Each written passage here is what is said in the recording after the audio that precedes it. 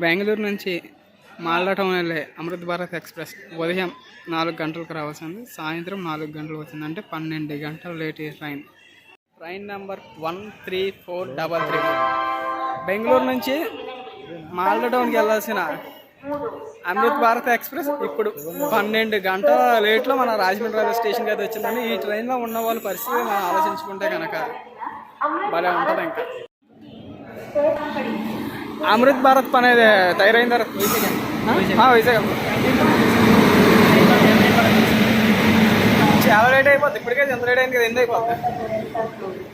ఉదయం తెల్లారుజాము 4 గంటలకు రావాల్సిన మన అమృత్ భారత్ ఎక్స్ప్రెస్ ఈరోజు సాయంత్రం 4 గంటలకు వచ్చింది. అంటే యావరేజ్గా 12 గంటల లేట్లో ఈ ట్రైన్ ఉందండి.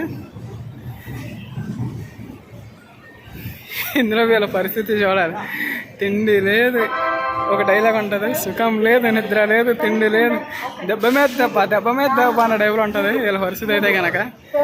ఎందుకంటే 12 గంటల లేట్లో, అది కూడా సగం కూడా ఇంకా కవరప్ చేయలేదు. ఇంకా ఇక్కడ నుంచి ఇంకొక 1000 కిలోమీటర్లు ఈ ట్రైన్ ప్రయాణించాలి.